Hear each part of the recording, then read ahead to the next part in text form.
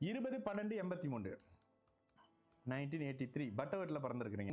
4:40 PM. Traditional cloth business very slow I am right.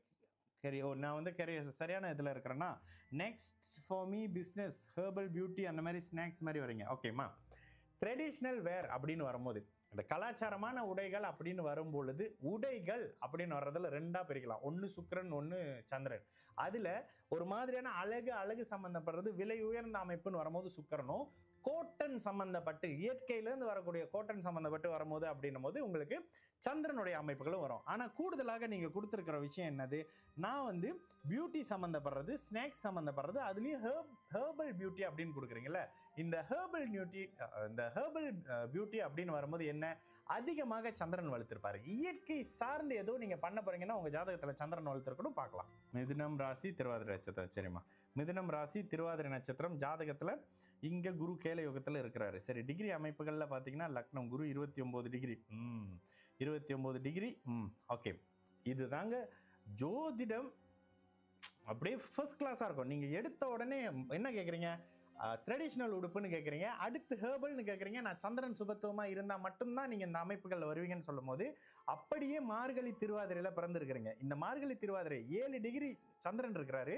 கிட்டத்தட்ட கேலயோகத்தில் இருக்கக்கூடிய குரு முழுமையாக 29 டிகிரி அப்படியே விருச்சகத்திலிருந்து தனுசோட 1 டிகிரியில் இருக்கிற பார்வையில் கிட்டத்தட்ட 8 டிகிரியில் சந்திரன் சுபத்துவம் பௌர்ணமி சந்திரனாக இருந்து அவரே குருவின் பார்வையில் இருக்கக்கூடிய அமைப்புகளில் இந்த சந்திரன் அதீத சுபத்துவ அமைப்புன்றனால இயற்கை சம்பந்தப்படுறது, இந்த ஹெர்பல் மூலிகை கடல் இது மாதிரியான அமைப்புகள்லேருந்து இயற்கை சார்ந்த மருத்துவம் சம்பந்தப்படுற எல்லாம் உங்களுக்கு வரும்.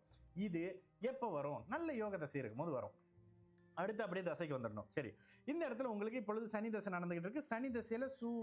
சனி தசையில சுக்கிரன் புத்தி நடந்துகிட்டு இருக்கு. அடுத்ததாக சனி தசையில சூரியன். சரி, இந்த இடத்துல சூரியன் நல்லா இருக்காரு. சனி எங்க இருக்காரு, சனி 8ஆம் இடத்துல இருக்காரு. சனி 7ஆம் இடத்துல இருக்காரு. 7ஆம் இடத்துல இருந்தாலும் சனி சுபத்துவ சனி.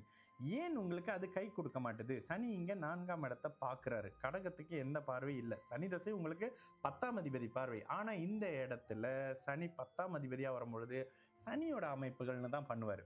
இந்த இடத்துல சனி வந்து எப்படி இருந்தாலும் 10, 11ஆம் இடத்தினுடைய அதிபதி தானாகவே உச்சமாக இருக்கிறார். அதீத சுபத்துவமா 3 டிகிரி குருவோட சேர்ந்திருக்கிறாரு. 3 டிகிரி சுக்கிரனுடைய சேர்ந்திருக்கக்கூடிய அமைப்புகள்ல சுக்கிரன் இங்க சனி சம்பந்தப்பட்டது தான் வருவார். உங்களுடைய கேள்வி சரி, சந்திரன் அதிக சுபத்துவம், ஆனா அதுல ஏன் தடுமாற்றம் வருது?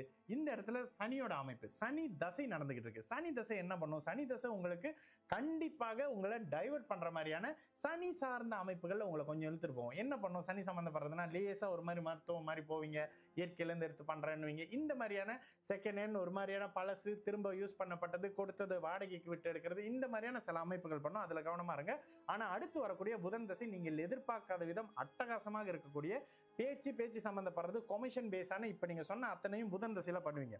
இந்த சனி தசை கெடுதல் பெருசாலாம் பண்ணாதுமா. 100 விழுக்காடு சனி தசை கெடுதல் பண்ணாது.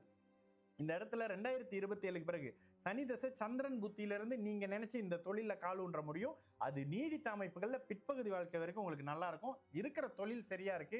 தசை அமைப்புகள்ல அது முன்ன பண்ண சரியா சூஸ் பண்ண முடியாம இருக்குமா. உங்களுக்கு சனி தசை சந்திரன் புத்தியிலிருந்து தான் நல்ல அமைப்புகள்ல பிக்கப்பா வர ஆரம்பிக்கும். சந்திரன் 4ஆம் அதிபதியாக இருந்தாலும் கூட அவர் ஒளியான அமைப்புகள்ல இருக்காரு. அவரே உங்களுக்கு புகழ கொடுக்கக்கூடிய அமைப்பு. இது சந்திரனின் காரக வழியில இருக்கும். சரிங்களா?